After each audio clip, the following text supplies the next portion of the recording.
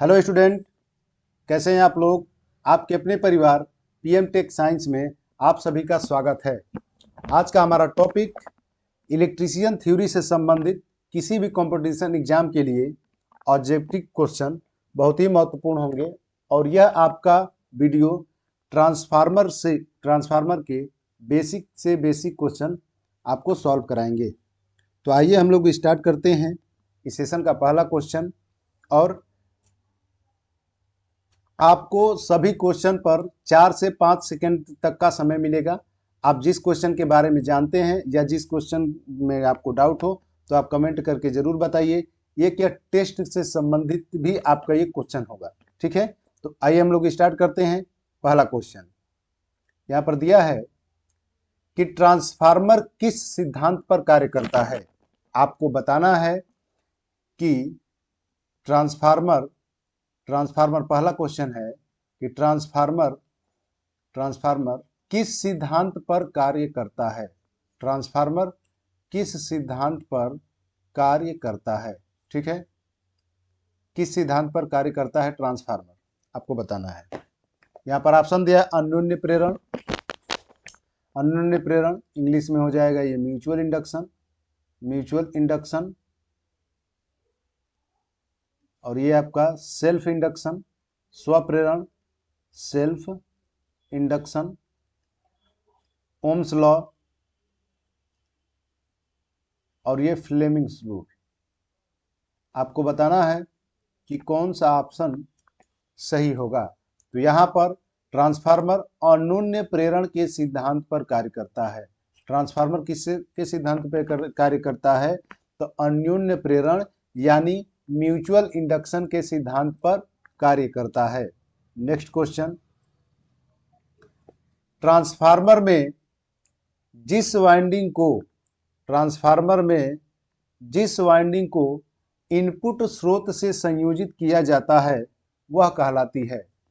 Transformer में जिस winding को इनपुट स्रोत से संयोजित किया जाता है वह कहलाती है। कहने का मतलब ये है कि ये आपका ट्रांसफार्मर और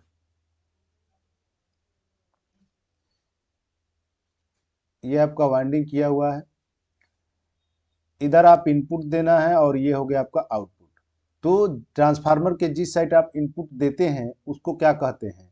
तो ट्रांसफार्मर के जिस साइड इनपुट दिया जाता है वह आपका कहलाता है प्राइमरी वाइंडिंग। क्या कहलाता है? Primary winding. तो यहाँ पर ऑप्शन कौन सा सही होगा? ऑप्शन ए करेक्ट ऑप्शन होगा, प्राइमरी वाइंडिंग। और जिधर लोड जोड़ा जाता है, लोड जिस साइड जोड़ा जाता है वो आपका द्वितीयक यानी सेकेंडरी वाइंडिंग कहलाता है। जिस साइड लोड जोड़ा जाएगा वो सेकेंडरी वाइंडिंग कहलाता है, ठीक है। नेक्स्ट क्वेश्चन, ट्रांसफार्मर कौन सी विद्युत धारा पर कार्य करता है। ट्रांसफार्मर कौन सी विद्युत धारा पर कार्य करता है, आपको बताना है। ट्रांसफार्मर कौन सी विद्युत धारा पर कार्य करता है, ठीक है। तो यहां पर देखिए, ट्रांसफार्मर आपका एसी पर कार्य करता है। किस पर कार्य करता है? एसी यानी अल्टरनेटिंग करंट। अल्टरनेटिंग करंट, ठीक है, अल्टरनेटिंग करंट। तो यहाँ पर ऑप्शन कौन सा सही होगा? Option number A correct option होगा। देखिए, डीसी पर ट्रांसफार्मर कार्य नहीं करता है। डीसी पर ट्रांसफार्मर कार्य नहीं करता है। डीसी पर ट्रांसफार्मर, अगर ट्रांसफार्मर को डीसी के इनपुट सप्लाई से जोड़ देंगे तो ट्रांसफार्मर की प्राइमरी वाइंडिंग यानी क्या हो जाएगी? वाइंडिंग जल जाएगी, ठीक है, वाइंडिंग जल जाएगी। अगर इसको आपको डिटेल में जानना है तो आप ये जान सकते हैं। देखिए, आप जानते हैं कि किसी भी दो प्लेटों के मध्य कोई भी अगर एक माध्यम होगा तो उसके अंदर, उसके बीच में क्या बन जाएगा? आपका कैपेसिटेंस का निर्माण होता है, ठीक है। यहाँ पर क्या निर्माण होता है? कैपेसिटेंस का। अब जैसे कि आप प्राइमरी वाइंडिंग, क्या होता है कि जब प्राइमरी वाइंडिंग करते हैं फिर उसके बाद एलवीएसबी उसी के ऊपर आप सेकेंडरी वाइंडिंग करते हैं। जैसे मान लीजिए सेल टाइप चाहे कोई भी ट्रांसफार्मर हो गया, तो उसमें होता यह है कि उन दोनों, जैसे लेदराइज पेपर का आपने उपयोग किया, दूसरा वाइंडिंग किया, प्राइमरी वाइंडिंग, दो वाइंडिंग हो गई और दोनों वाइंडिंग के बीच में आपका लेदराइज पेपर एक माध्यम हो गया। अब यहाँ पर ये मान लीजिए कि आपका कैपेसिटेंस की तरह व्यवहार करेगा, ठीक है। अब कैपेसिटेंस की तरह व्यवहार करने के कारण यहाँ पर XC इक्वल टू होता है 2πfc और डीसी में आवृत्ति का मान कितना होता है 0। तो यहाँ पर अगर आवृत्ति 0 रखेंगे तो XC का मान क्या आ जाएगा अनंत, इसका यूनिट होता है ओम। तो इसका कैपेसिटी और रिएक्टेंस अनंत हो जाएगा, जिसके कारण करंट का प्रवाह नहीं होगा। ठीक है, वो हाई रेजिस्टिव की तरह व्यवहार करेगा। इसलिए आप सीधा सीधा एक शब्द में रख सकते हैं कि डीसी सप्लाई पे कार्य नहीं करता है, वाइंडिंग जल जाएगी। तो इस पे कौन सा कार्य करेगा, प्रत्यावर्ती धारा पर ट्रांसफार्मर कार्य करता है। नेक्स्ट क्वेश्चन, ट्रांसफार्मर की दक्षता होती है, ट्रांसफार्मर की दक्षता होती है, बताना है आपको कि ट्रांसफार्मर की दक्षता होती है। ठीक है, आपको बताना है कि ट्रांसफार्मर की दक्षता होती है। तो ट्रांसफार्मर की दक्षता कितनी होती है, ट्रांसफार्मर की दक्षता 98% होती है। ट्रांसफार्मर की दक्षता 98% होती है, यानी ऑप्शन नंबर डी करेक्ट होगा। 90 से 98% या ये 95 से 98% भी ऑप्शन में देगा। यदि आपसे पूछेगा कि आदर्श ट्रांसफार्मर की दक्षता कितनी होती है, आदर्श ट्रांसफार्मर की दक्षता, तो आदर्श ट्रांसफार्मर की दक्षता होती है 100%। क्यों, क्योंकि आदर्श ट्रांसफार्मर उसे कहा जाता है कि वह ट्रांसफार्मर जिसमें कोई लॉसेस नहीं हो। लॉसेस क्या होता है इसमें, 0, इसलिए इसकी दक्षता क्या होती है 100%, आइडियल रूप से माना गया है। नेक्स्ट क्वेश्चन, ट्रांसफार्मर की क्रोड बनी होती है, ट्रांसफार्मर की क्रोड बनी होती है। तो ट्रांसफार्मर की क्रोड किसकी बनी होती है, यहाँ पर 5वां नंबर क्वेश्चन है। ट्रांसफार्मर की क्रोड यानी कोर किसकी बनी होती है, तो ट्रांसफार्मर की कोर हाई सिलिकॉन स्टील की बनी होती है, हाई सिलिकॉन स्टील की बनी होती है। और इसमें सिलिकॉन की मात्रा 2 से 3% मिलाया जाता है। और सिलिकॉन की मात्रा ज़्यादा होने पर कोर की जो यांत्रिक शक्ति होगी, मैकेनिकल प्रॉपर्टी होगी वो क्या हो जाएगी, खराब हो जाएगी। ठीक है, यांत्रिक गुण जो होगा वो खराब हो जाएगा। इसलिए हम लोग सिलिकॉन की मात्रा 2 से 3% मिलाते हैं और यह कोर लेमिनेटेड कोर होता है। तो यह कौन सा ऑप्शन सही होगा, सिलिकॉन स्टील। ठीक है, नेक्स्ट क्वेश्चन, जो ट्रांसफार्मर इनपुट वोल्टेज को घटाकर कम आउटपुट वोल्टेज प्रदान करता है वह कहलाता है, ध्यान से सुनिए, जो ट्रांसफार्मर इनपुट वोल्टेज को, यानी देखिए आपका ये हो गया आपका ट्रांसफार्मर और इस ट्रांसफार्मर को हमने इनपुट दिया और इस इनपुट वोल्टेज को आउटपुट में ये घटा करके प्राप्त हो रहा है, मतलब कम कर रहा है। ठीक है, तो यह ट्रांसफार्मर कैसा ट्रांसफार्मर कहलाएगा, तो जब इनपुट वोल्टेज को कम कर रहा है इसका मतलब कि जो हम इनपुट देंगे उसके मान को क्या कर रहा है, घटा रहा है, यानी आपका स्टेप डाउन ट्रांसफार्मर होगा। कौन सा ट्रांसफार्मर होगा, स्टेप डाउन। और स्टेप डाउन यानी अपचायक, और इसके हिसाब से दिया है अपचायक। ठीक है, और ये क्या है, ये आपका स्टेप डाउन है, अरे सॉरी स्टेप अप है। तो स्टेप अप होता है जो इनपुट वोल्टेज के मान को बढ़ाता है, वह आपका क्या कहलाता है, स्टेप अप। ठीक है, नेक्स्ट क्वेश्चन, निम्न में कौन सा ट्रांसफार्मर का भाग नहीं है, निम्न में कौन सा ट्रांसफार्मर का भाग नहीं है। तो ट्रांसफार्मर का भाग ब्रीदर भी होगा जिसमें सिलिका जेल वगैरह भरा जाता है, कंजर्वेटर भी होगा जिसमें आधे स्तर तक तेल भरा जाता है, आर्मेचर इसका भाग नहीं है। आर्मेचर ये आपका डीसी मशीन का भाग है, डीसी मोटर या जनरेटर, या आर्मेचर डीसी मशीन का भाग है। और ट्रांसफार्मर का क्रोड होता ही है, यानी तीनों ये आपके ट्रांसफार्मर के भाग हैं और आर्मेचर आपका ट्रांसफार्मर का भाग नहीं है। ठीक है, next question,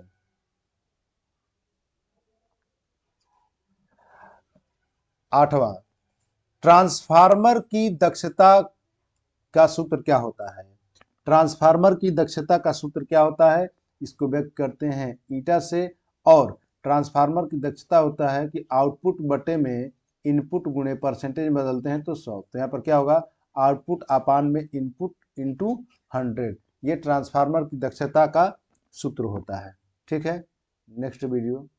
sorry, next question आपका है।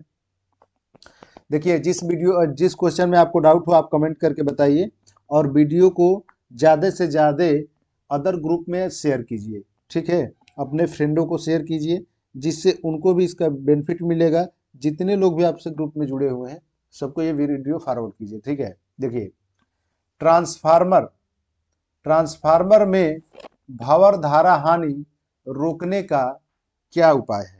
ट्रांसफार्मर में भावर धारा हानि रोकने का क्या उपाय है, आपको बताना है। यहाँ पर 4 ऑप्शन दिख रहा है, जिसमें लेमिनेटेड कोर है, ठीक है, लेमिनेटेड कोर है, लोहे कोर है, ऑटो वाइंडिंग है, और ये सभी कौन सा होगा आपको बताना है।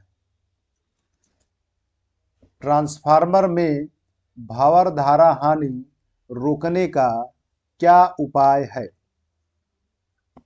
ठीक है, बताइए क्या उपाय होगा।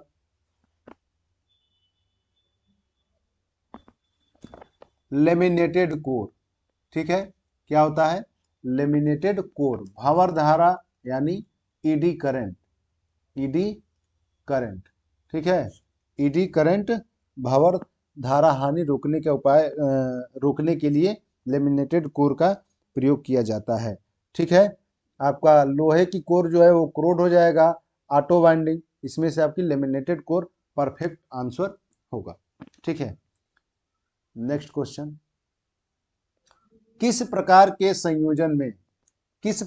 संयोजन में न्यूट्रल पॉइंट की जरूरत नहीं होती है? आपको बताना है कि किस प्रकार के संयोजन में न्यूट्रल पॉइंट की जरूरत नहीं होती है। तो आपके डेल्टा कनेक्शन में क्या होता है? डेल्टा में न्यूट्रल नहीं होता है, न्यूट्रल की जरूरत नहीं होती है, ठीक है। डेल्टा कनेक्शन में क्या होता है?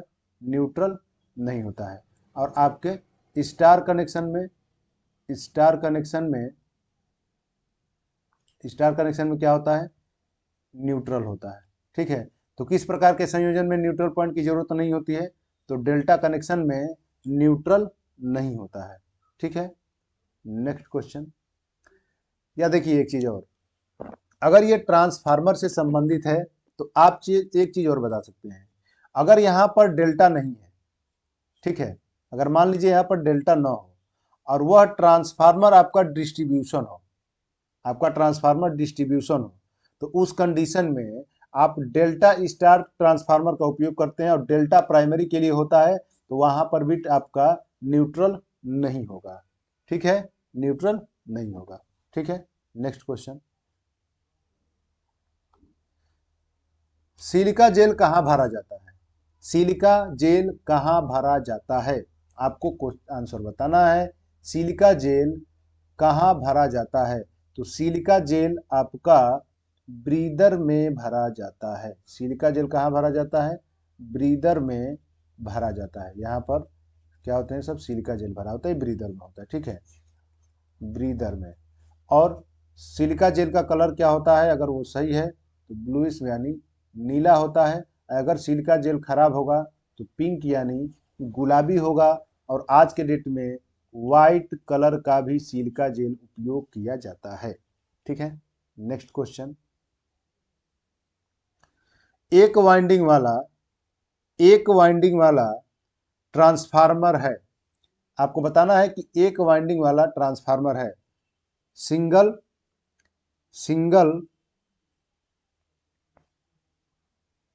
आपको बताना है कि सिंगल वाइंडिंग वाला ट्रांसफार्मर कौन सा है। कमेंट करके बताइए कि सिंगल वाइंडिंग वाला ट्रांसफार्मर कौन सा है, ठीक है।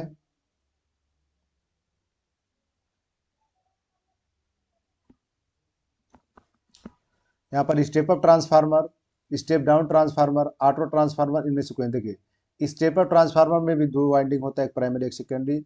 स्टेप डाउन में भी होता है, स्टेप अप में भी होता है। ऑटो ट्रांसफार्मर में सिंगल वाइंडिंग होता है, प्राइमरी और सेकेंडरी उसमें भी होता है, लेकिन ऑटो ट्रांसफार्मर में सिंगल वाइंडिंग होता है। ऑटो ट्रांसफार्मर में आपका क्या होता है? सिंगल वाइंडिंग होता है, प्राइमरी की तरह व्यवहार करेगा और ये सेकेंडरी की तरह व्यवहार करेगा। और ऑटो ट्रांसफार्मर आपका सेल्फ इंडक्शन के सिद्धांत पर कार्य करता है, स्व प्रेरण के सिद्धांत पर यह कार्य करता है और इसकी वाइंडिंग विद्युतीय रूप से जुड़ी होती हैं, विद्युत रूप से जुड़ी होती हैं। और कोर टाइप ट्रांसफार्मर या सेल टाइप ट्रांसफार्मर में प्राइमरी और सेकेंडरी वाइंडिंग मैग्नेटिकली मतलब चुंबकीय रूप से जुड़ी होती हैं। ठीक है, नेक्स्ट क्वेश्चन। ट्रांसफार्मर की रेटिंग होती है, आपको बताना है ट्रांसफार्मर की रेटिंग होती है। तो ट्रांसफार्मर की रेटिंग किसमें होती है? तो ट्रांसफार्मर की रेटिंग केवीए में, किसमें होता है? केवीए। ट्रांसफार्मर की रेटिंग केवीए में होती है। और प्रत्यावर्तक, प्रत्यावर्तक अल्टरनेटर, प्रत्यावर्तक यानी अल्टरनेटर की भी रेटिंग आपकी किसमें होती है? केवीए में। ठीक है, नेक्स्ट क्वेश्चन। ट्रांसफार्मर किस प्रकार की मशीन है? ट्रांसफार्मर किस प्रकार की मशीन है? आपको बताना है ट्रांसफार्मर किस प्रकार की मशीन है। तो ट्रांसफार्मर आपका स्थैतिक मशीन है। कैसा उपकरण है? यह आपका स्टैटिक डिवाइस है। कैसा उपकरण है ये? स्टैटिक्स डिवाइस है। क्यों स्टैटिक्स डिवाइस कहा जाता है?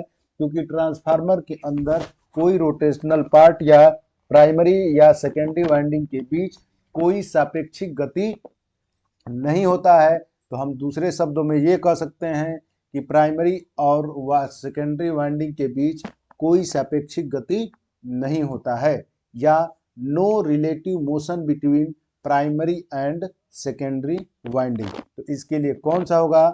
स्थैतिक होगा। और ट्रांसफार्मर में इसी के कारण घर्षण लॉस नहीं होता है, ट्रांसफार्मर में फ्रिक्शन लॉस नहीं होता है।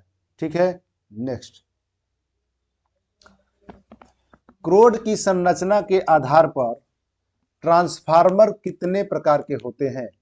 क्रोड की संरचना के आधार पर ट्रांसफार्मर कितने प्रकार के होते हैं? क्रोड की संरचना के आधार पर ट्रांसफार्मर कितने प्रकार के होते हैं? तो क्रोड की संरचना के आधार पर ट्रांसफार्मर आपका 3 प्रकार का होता है। पहला होता है आपका कोर टाइप ट्रांसफार्मर, पहला होता है कोर टाइप ट्रांसफार्मर, दूसरा होता है सेल टाइप ट्रांसफार्मर, दूसरा सेल टाइप ट्रांसफार्मर, और तीसरा होता है बैरी टाइप ट्रांसफार्मर। क्या होता है? बैरी टाइप ट्रांसफार्मर। ठीक है, वीडियो के लास्ट तक बने रहिए, आपको बहुत ही बेसिक से बेसिक और बेहतरीन क्वेश्चन आपको मिलेंगे। ठीक है, आपको इसमें कितना टाइप होता है? 3 type. Next question. Step up transformer में आउटपुट धारा होगी, स्टेप अप ट्रांसफार्मर में आउटपुट धारा होगी। तो स्टेप अप ट्रांसफार्मर में आउटपुट धारा क्या होगा? स्टेप अप यानी इनपुट वोल्टेज को क्या करेगा? ये बढ़ाएगा। तो करंट का मान क्या होगा? कम। तो क्या होगा इसमें? बी, घटती है। ठीक है, ऑप्शन नंबर बी करेक्ट होगा। Next question. यदि प्राइमरी वाइंडिंग में यदि प्राइमरी वाइंडिंग में यदि प्राइमरी वाइंडिंग में सेकेंडरी वाइंडिंग से अधिक लपेटे हैं तो वह कौन सा ट्रांसफार्मर होगा? कहने का मतलब यह है कि आपका प्राइमरी वाइंडिंग को किससे दर्शाते हैं? N1 से, और सेकेंडरी वाइंडिंग को दर्शाते हैं N2 से। ये कह रहा है कि सेकेंडरी वाइंडिंग से अधिक लपेटे हैं, मतलब सेकेंडरी से N1 में क्या है? ज्यादा लपेटे हैं। तो टर्नों की संख्या बढ़ाने पर EMF का मान बढ़ता है। तो यहाँ पर क्या हो जाएगा कि यदि N1 ज्यादा है N2 कम है, तो यहाँ पर E1 का मान ज्यादा होगा और E2 का मान क्या होगा? कम। इसलिए V1 भी ज्यादा होगा और V2 का मान होगा कम। इसलिए यह ट्रांसफार्मर N1 ज्यादा वोल्टेज है और इधर क्या है? कम। तो यह वोल्टेज, ये ट्रांसफार्मर कौन सा होगा? स्टेप डाउन ट्रांसफार्मर होगा। कौन सा ट्रांसफार्मर होगा? Step down. ठीक है, next question. Step up transformer में बढ़ता है, स्टेप अप ट्रांसफार्मर क्या बढ़ाता है? तो स्टेप अप ट्रांसफार्मर वोल्टेज को बढ़ाता है। ठीक है, स्टेप अप ट्रांसफार्मर वोल्टेज को बढ़ाता है। Next question. कंजर्वेटर टैंक में क्या भरा होता है? कंजर्वेटर, मेन टैंक के जो ऊपर कंजर्वेटर होता है, इसमें क्या भरा जाता है? कंजर्वेटर में क्या भरा जाता है? तो कंजर्वेटर में आधे स्तर तक ऑयल भरा जाता है। ट्रांसफार्मर तेल भरा जाता है, सॉरी सिलिका जेल नहीं होगा, ऑयल भरा जाता है। ठीक है, ट्रांसफार्मर तेल भरा जाता है, सिलिका जेल आपका ब्रीदर में भरा जाता है। तो ऑयल भरा जाता है और यह ऑयल कैसा होता है, प्ले येलो होता है, प्ले येलो, हल्का पीला कलर का होता है और पेट्रोलियम खनिज होता है, पेट्रोलियम खनिज। ठीक है, तो यहाँ पर, और यह विद्युत रोधी होता है। नेक्स्ट क्वेश्चन, नमी सोखने के बाद सिलिका जेल का रंग कैसा हो जाता है? नमी सोखने के बाद सिलिका जेल का रंग कैसा हो जाता है? तो नमी सोखने के बाद सिलिका जेल का रंग गुलाबी हो जाता है। कैसा हो जाता है? गुलाबी हो जाता है, सिलिका जेल का रंग गुलाबी हो जाता है। ठीक है, नेक्स्ट क्वेश्चन, बिना फ्रीक्वेंसी बदले वोल्टेज व करंट को कम अधिक करने वाले यंत्र को कहते हैं। वह कौन सा यंत्र है जो वोल्टेज करंट को तो बदलेगा परंतु आवृत्ति को चेंज नहीं करता है? तो क्या होता है आपका? ट्रांसफार्मर। ट्रांसफार्मर क्या होता है कि यह वोल्टेज और करंट को कम अधिक करने के लिए उपयोग किया जाता है विदाउट चेंज इन फ्रीक्वेंसी, बिना आवृत्ति में चेंज की। ठीक है, ऑक्सीलेटर आपका both direction to AC to DC को वर्क करता है। बैटरी रासायनिक ऊर्जा को विद्युत ऊर्जा में परिवर्तित करता है। और डायोड यह एक दिवसीय उपकरण है जिसमें विद्युत धारा का प्रवाह सदैव पॉजिटिव से निगेटिव की तरफ होता है और निगेटिव से पॉजिटिव की तरफ नहीं होता है। ठीक है, नेक्स्ट क्वेश्चन, सिलिका जेल का प्रयोग किस लिए किया जाता है? सिलिका जेल का प्रयोग किस लिए किया जाता है? तो सिलिका जेल का प्रयोग ब्रीदर में किया जाता है। और उसका प्रयोग किस लिए किया जाता है? तो सिलिका जेल का प्रयोग नमी को सोखने के लिए किया जाता है, नमी सोखने के लिए सिलिका जेल का प्रयोग किया जाता है। ठीक है, नेक्स्ट क्वेश्चन, स्टेपलाइजर में कौन सा ट्रांसफार्मर उपयोग किया जाता है? स्टेपलाइजर में कौन सा ट्रांसफार्मर उपयोग में लिया जाता है? आपको बताना है कि स्टेपलाइजर में कौन सा ट्रांसफार्मर उपयोग में लिया जाता है। तो स्टेपलाइजर में ऑटो ट्रांसफार्मर उपयोग में लिया जाता है। ठीक है, ऑटो ट्रांसफार्मर उपयोग में लिया जाता है। ठीक है, इसको आप पुनः देख सकते हैं, स्टेपलाइजर में कौन सा ट्रांसफार्मर उपयोग में लिया जाता है। ठीक है, नेक्स्ट,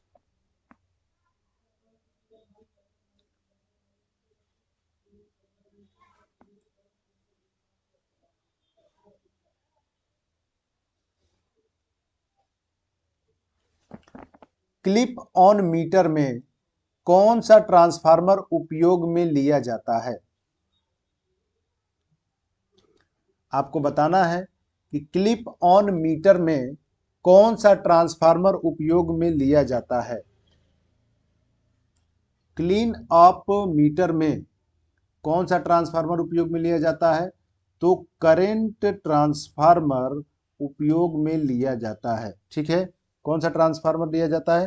तो करंट ट्रांसफार्मर लिया जाता है और यह सेम एक जैसा होता है और यह इसको सीटी के भी नाम से जानते हैं और पोटेंशियल को पीटी के भी नाम से जानते हैं। ठीक है, ये सीरीज क्रम में संयोजित किया जाता है तो करंट ट्रांसफार्मर होता है। नेक्स्ट, 3 फेज सप्लाई को किस कनेक्शन के द्वारा 2 फेजों में बदला जा सकता है? किस कनेक्शन के द्वारा 3 फेज सप्लाई को किस कनेक्शन के द्वारा 2 फेजों में बदला जा सकता है? तो स्कॉट कनेक्शन के द्वारा। किसके द्वारा? स्कॉट कनेक्शन के द्वारा 2 फेजों में बदला जा सकता है। ठीक है, स्कॉट कनेक्शन के द्वारा, डेल्टा टू डेल्टा नहीं होगा, स्टार डेल्टा भी नहीं होगा, आपको क्या होगा? स्कॉट कनेक्शन, इसको आप याद रखिएगा। ठीक है, स्कॉट कनेक्शन के द्वारा 2 फेज में चेंज किया जाता है। Next question, short circuit test द्वारा ट्रांसफार्मर की कौन सी हानि ज्ञात की जाती है? तो ट्रांसफार्मर की short circuit test copper loss के लिए किया जाता है, क्योंकि शॉर्ट सर्किट टेस्ट में करंट का मान बढ़ता है और करंट के बढ़ने से, लोड के बढ़ने से कॉपर लॉसेस क्या होते हैं? बढ़ते हैं तो कॉपर हानि होता है, और नो लोड पर ट्रांसफार्मर या ओपन लोड पर नो लोड करंट या आयरन लॉस। और आयरन लॉस तो ट्रांसफार्मर में आपका कांस्टेंट होता है, ठीक है। तो यहाँ पर क्या हो जाएगा, शॉर्ट सर्किट टेस्ट द्वारा ट्रांसफार्मर में कौन सा हानि चेक किया जाता है, तो कॉपर लॉस का उपयोग किया, सॉरी कॉपर हानि चेक करने के लिए किया जाता है। नेक्स्ट, ट्रांसफार्मर में जिन सिरों पर सप्लाई देंगे वह कहलाती है। तो ट्रांसफार्मर में जिन सिरों पर सप्लाई दिया जाता है वो क्या कहलाता है, प्राइमरी वाइंडिंग, ठीक है। और जिधर लिया जाता है आउटपुट, ये क्या होता है आपका सेकेंडरी वाइंडिंग। और ये देखिए, ये स्टार्टिंग और रनिंग आपका सिंगल फेज मोटर का है, ये स्टार्टिंग और रनिंग दोनों 90 डिग्री पर विद्युतीय रूप से जुड़े होते हैं। अगला क्वेश्चन, ट्रांसफार्मर में अधिक वोल्टेज वाली साइड को क्या कहते हैं। ट्रांसफार्मर में अधिक वोल्टेज वाली साइड को क्या कहा जाता है, आपको बताना है, ठीक है। आपको बताना है कि ट्रांसफार्मर में अधिक वोल्टेज वाली साइड को क्या कहते हैं, बताइए क्या कहा जाता है, हाई टेंशन, ठीक है, हाई टेंशन कहा जाता है। क्या होगा, हाई टेंशन, या एचवीएलवी के नाम से मतलब हाई वोल्टेज, और एलवी यानी लो वोल्टेज, ठीक है। तो हाई टेंशन लाइन भी कहा जाता है, ठीक है। नेक्स्ट, जो ट्रांसफार्मर अधिक वोल्टेज को कम वोल्टेज में ट्रांसफर करता है उसको क्या कहते हैं, स्टेप डाउन। जो वोल्टेज को कम कर देता है वो क्या होता है आपका, स्टेप डाउन, ठीक है। वोल्टेज को घटाएगा तो क्या हो जाएगा, स्टेप डाउन।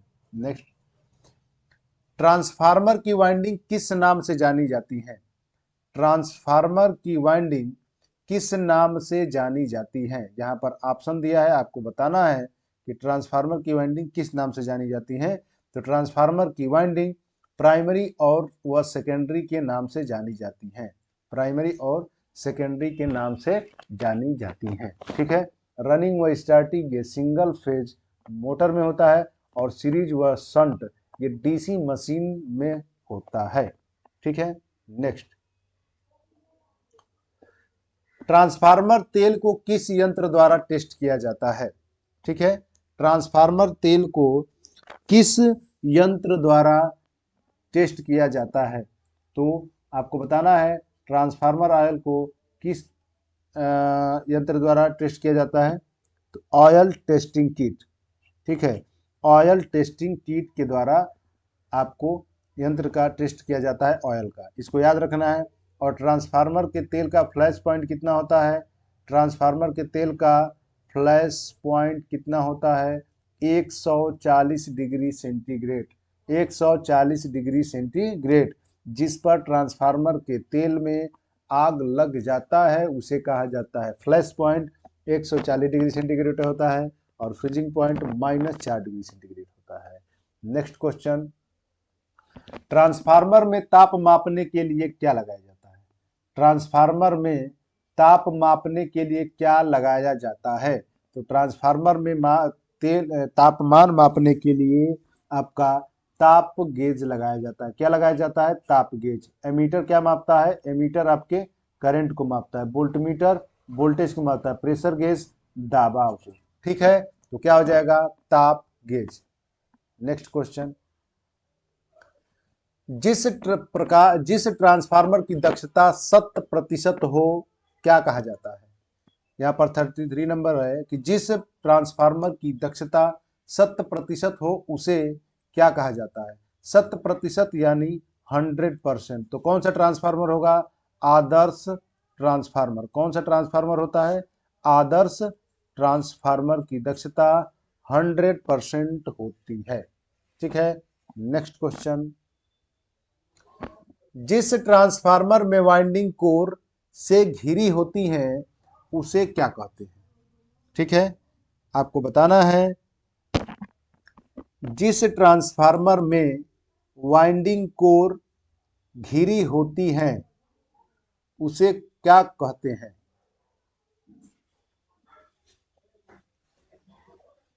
यहां पर जिस ट्रांसफार्मर में वाइंडिंग कोर से घिरी होती हैं उसे क्या कहते हैं?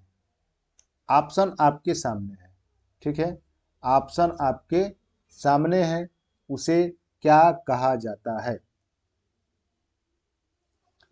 उसे कहा जाता है सेल टाइप ट्रांसफार्मर। कौन सा ट्रांसफार्मर होता है? Shell type transformer. देखिए, जिस ट्रांसफार्मर में वाइंडिंग कोर से घिरी होती हैं वो आपका सेल टाइप ट्रांसफार्मर होता है। और सेल टाइप ट्रांसफार्मर में फ्लक्स के लिए दो रास्ते आपके होते हैं। यहाँ पर वाइंडिंग होता है और इधर भी फ्लक्स और इधर भी फ्लक्स लिंक करता है। तो फ्लक्स के लिए क्या होता है? दो रास्ते। और कोर टाइप में क्या होता है? एक ही मार्ग होता है फ्लक्स के लिए, ठीक है। नेक्स्ट क्वेश्चन, ट्रांसफार्मर में तेल प्रयोग करने का उद्देश्य क्या है? ट्रांसफार्मर में तेल प्रयोग करने का उद्देश्य क्या है? आपको बताना है ट्रांसफार्मर में तेल प्रयोग करने का उद्देश्य क्या है। तो ट्रांसफार्मर में तेल प्रयोग करने का काम तेल या कूलिंग के लिए उपयोग किया जाता है। तो यहाँ पर क्या हो जाएगा? इंसुलेशन एवं शीतलन। यह ऑप्शन आपको क्या होगा? परफेक्ट होगा, ठीक है। नेक्स्ट क्वेश्चन, खुला परिपथ परीक्षण द्वारा का मान क्या ज्ञात किया जाता है? जो ओपन सर्किट टेस्ट होता है वो किस लिए होता है? तो ओपन सर्किट टेस्ट द्वारा क्या मान ज्ञात किया जाता है? खुला परिपथ परीक्षण द्वारा क्या मान ज्ञात किया जाता है, ये आपको बताना है। क्या होता है वो? Iron loss. क्या होता है? आयरन लॉस या no load current. Copper loss full load पे होगा। यांत्रिक हानि होता ही नहीं है, कोई रोटेशनल पार्ट नहीं होता है, ठीक है। तो क्या होगा यहाँ पर? आयरन लॉस करेक्ट ऑप्शन होगा। नेक्स्ट क्वेश्चन, ट्रांसफार्मर टाइप के होते हैं। ट्रांसफार्मर कितने टाइप के होते हैं? तो यहाँ पर देखिए, ट्रांसफार्मर आपका 3 टाइप का होता है, सेल टाइप, कोर टाइप और बैरी टाइप। इसलिए ऑप्शन कौन सा सही होगा? करेक्ट डी होगा ऑप्शन। तीनों ट्रांसफार्मर, 3 प्रकार के ट्रांसफार्मर होते हैं। करेक्ट ऑप्शन आपका क्या होगा? डी, ठीक है। नेक्स्ट क्वेश्चन, ट्रांसफार्मर की ट्रांसफार्मर की कोर की मोटाई होती है। ट्रांसफार्मर की कोर की मोटाई होती है। आपको बताना है कि ट्रांसफार्मर कोर की मोटाई कितनी होती है। तो लेमिनेटेड कोर की मोटाई आपका 0.35 से 0.5 mm तक होता है। तो आपका ऑप्शन कौन सा सही होगा? बी। बी करेक्ट आंसर होगा, ठीक है। नेक्स्ट क्वेश्चन,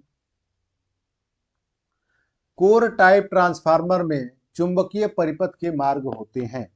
तो आपके कोर टाइप ट्रांसफार्मर में, ये आपका कोर टाइप ट्रांसफार्मर है और यहाँ पर चुंबकीय मार्ग के लिए एक ही रास्ता होता है। कितना रास्ता होता है? एक रास्ता, ठीक है। एक ही मार्ग होगा फ्लक्स के लिए।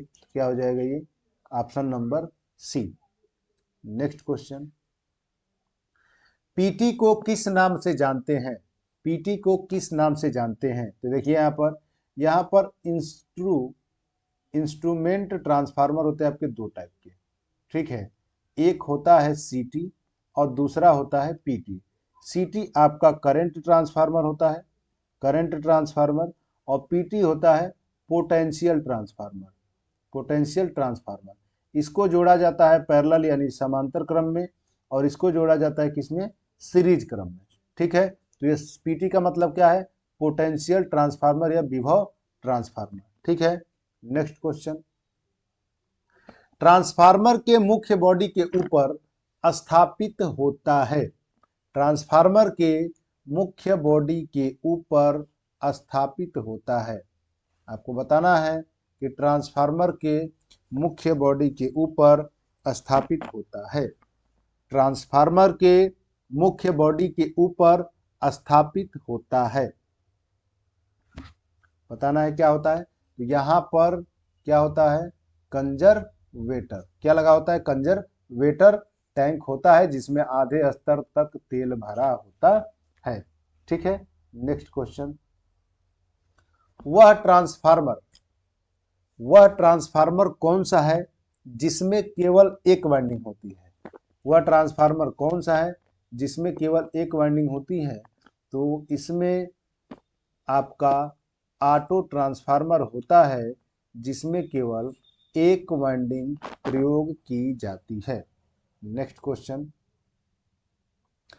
बुखोल्ज रिले में दोष उत्पन्न हो जाने की स्थितियों में सूचना देती है।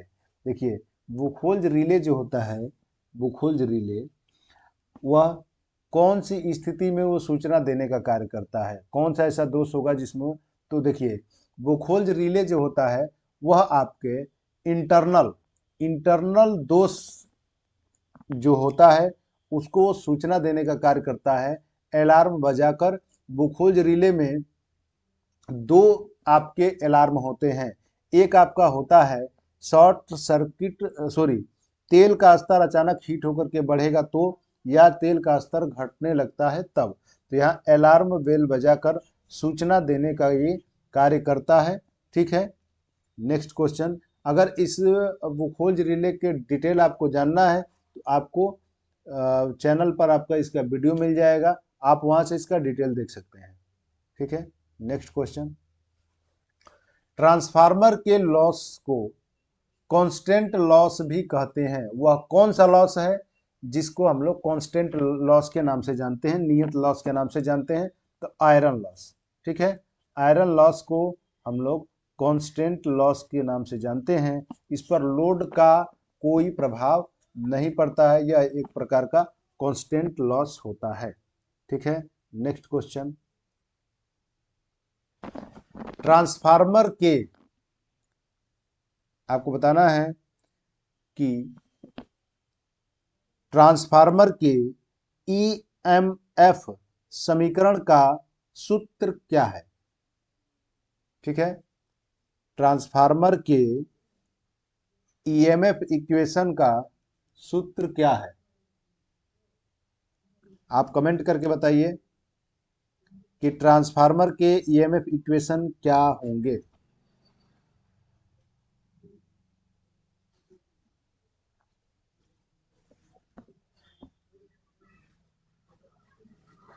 देखिए, यहां पर हम लोग निकालते हैं जो फ्लक्स होता है ट्रांसफार्मर में वो साइनोसाइडल होता है, एन डी फाई अपन में क्या होता है, डी डी टी।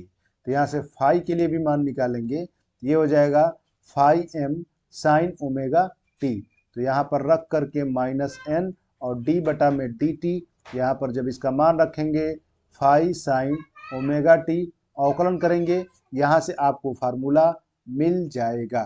ठीक है, अब भी आपको हिंट दे चुके हैं, अब आपको बताना है इसमें से कौन सा ऑप्शन सही होगा।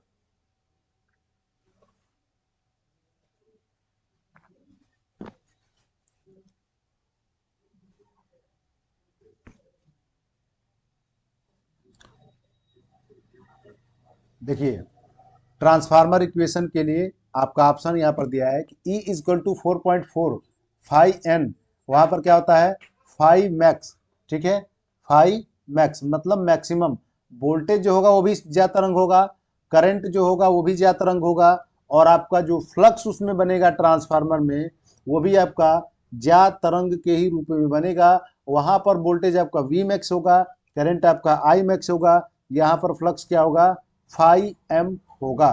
तो इसके लिए कौन सा ऑप्शन होगा 4.4 फाई एम एफ एन। ठीक है, यहाँ पर इसका ऑप्शन होगा।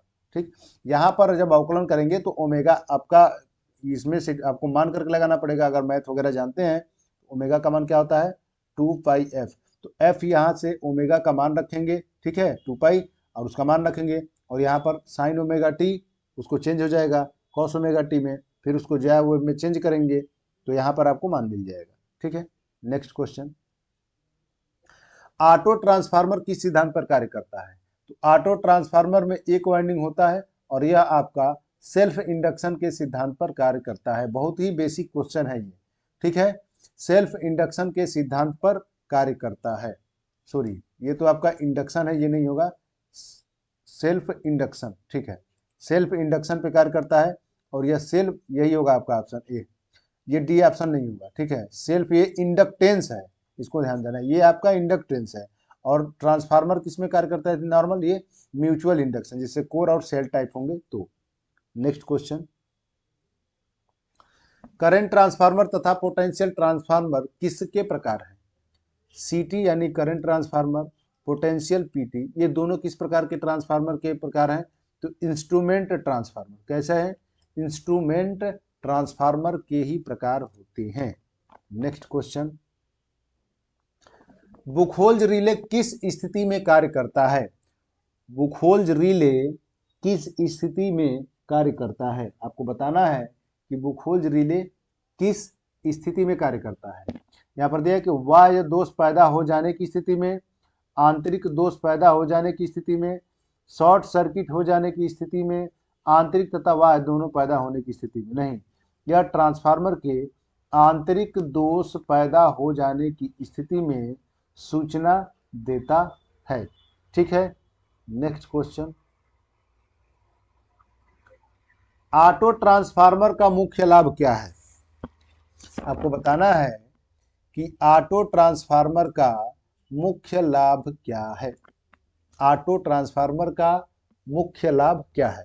तो ऑटो ट्रांसफार्मर का मुख्य लाभ ये है कि इसमें क्या होता है कि एक ही सिंगल वाइंडिंग होता है। ठीक है, सिंगल वाइंडिंग होता है। तो इसमें क्या होता है, जब सिंगल डबल वाइंडिंग होगा तो कॉपर की वायर ज़्यादा लगेंगे, सिंगल वाइंडिंग होगा तो कॉपर वायर कम लगेगा। तो इसमें क्या होता है, कॉपर की बचत होती है, वजन में भी हल्का होता है। ठीक है, तो कॉपर की क्या होगी, बचत होती है। ठीक है, इस पेपर का लास्ट आपका क्वेश्चन है। यहाँ पर मिस्टेक हो गया है, यहाँ पर होगा आपका ट्रांसफार्मर तेल का फ्लैश पॉइंट कितना होता है? आपको कमेंट करके बताना है कि ट्रांसफार्मर तेल का फ्लैश पॉइंट कितना होता है। ठीक है, फ्लैश पॉइंट कितना होता है? तो 140 डिग्री सेंटीग्रेड। कितना होता है फ्लैश पॉइंट? 140 degree centigrade. ठीक है, flash point option number 20 correct होगा। फ्लैश पॉइंट 140 डिग्री सेंटीग्रेड होता है। अब आपको बताना है कि ट्रांसफार्मर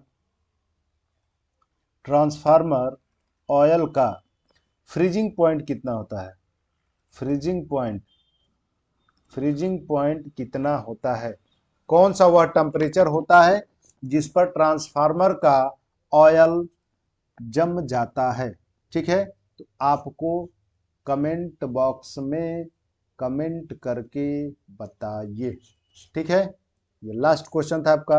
कमेंट बॉक्स में कमेंट करके बताइए कि ट्रांसफार्मर का फ्रीजिंग पॉइंट कितना होगा। ठीक है, तो ये आप तक का आज तक का यही बस इस वीडियो में इतने ही क्वेश्चन थे। नेक्स्ट वीडियो में हम लोग मिलेंगे। जितना भी पीछे आपको क्वेश्चन में किसी भी प्रकार का डाउट होगा या ट्रांसफार्मर से संबंधित किसी भी आपको डिटेल जानना है तो आपको लिंक मतलब ट्रांसफार्मर का वीडियो आपको मिल जाएगा, आप वहां से देख सकते हैं। ठीक है, थैंक्स फॉर वॉचिंग, धन्यवाद, बाय बाय, टेक केयर।